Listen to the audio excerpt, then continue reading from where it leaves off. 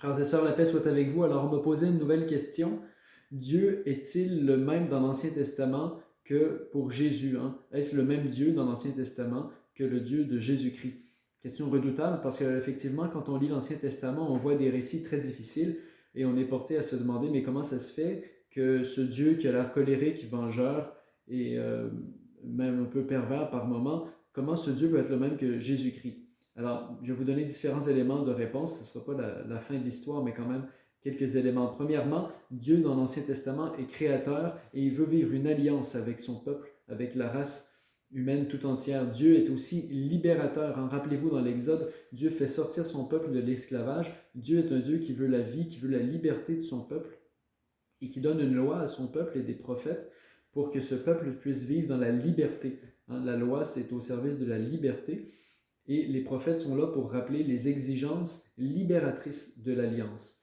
Maintenant, pour tout ce qui est des guerres dans l'Ancien Testament, on a l'impression que Dieu est un vengeur. On a même l'expression Dieu des armées. Qu'est-ce que ça veut dire? Eh bien, en fait, on peut lire toutes ces guerres-là comme des guerres contre notre propre tendance, finalement, à haïr Dieu, à haïr notre prochain, notre tendance à l'égoïsme, notre tendance à tomber facilement dans des vices. Donc, finalement, on peut voir les guerres de l'Ancien Testament comme des guerres contre des vices qui nous détruisent finalement. Alors, il y a autre chose aussi dans l'Ancien Testament, il faut comprendre que ce n'est pas la parole finale de Dieu. La parole finale de Dieu, c'est Jésus-Christ. Le premier verset de la lettre aux Hébreux le dit clairement. Et donc, Jésus-Christ, il est plénitude personnelle de la révélation, ce qui implique que dans l'Ancien Testament, tout ce qui est contenu là, c'est en préparation à l'accueil de Jésus-Christ, à l'accueil de la grâce. Comme dit Saint Paul, il y avait la loi, maintenant il y a la grâce. Saint Jean le dit dans son prologue aussi. Et donc, la loi est un pédagogue, un moyen de se préparer à accueillir la grâce qui est Jésus-Christ.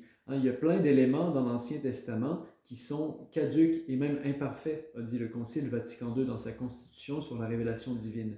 Et effectivement, il y a plein d'institutions, le sacerdoce lévitique, le temple lui-même, des manières de rendre des sacrifices à Dieu. Tout ça, il y a tout un paquet de choses là-dedans qui sont caduques et qui sont plus d'usage, même chez les Juifs aujourd'hui. Vous savez? Donc, il y a à la fois une continuité entre l'Ancien et le Nouveau. Jésus a dit « pas un iota de la loi ne va passer », c'est-à-dire que tout doit être conservé parce que tout est accompli en Jésus. Continuité et en même temps discontinuité parce qu'il y a plein d'institutions qui tombent en désuétude. Et il faut parler aussi de l'accomplissement, de la progression qu'il y a dans le Nouveau Testament en Jésus. Alors, vous avez pas mal d'éléments là-dedans pour répondre à cette question. Oui, Dieu est effectivement le même dans l'Ancien Testament et le Nouveau. Cependant, dans l'Ancien Testament, les paroles des prophètes, les paroles des rédacteurs bibliques sont toujours aussi conditionnées par leur contexte socio-culturel. Dieu parle à un peuple, mais il parle à un peuple qui a tout un conditionnement socio-culturel, un monde où il y a beaucoup de guerres, un monde où il y a de l'esclavage, tout ça. Donc, c'est pas disparu du jour au lendemain. Tout ça, il a fallu toute une progression pour en venir à Jésus, puis ensuite à la vie de l'Église.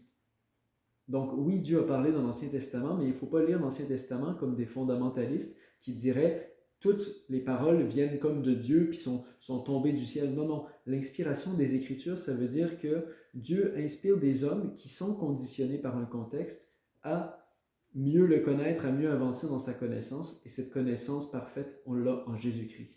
Voilà, alors que Dieu vous bénisse. Bonne semaine.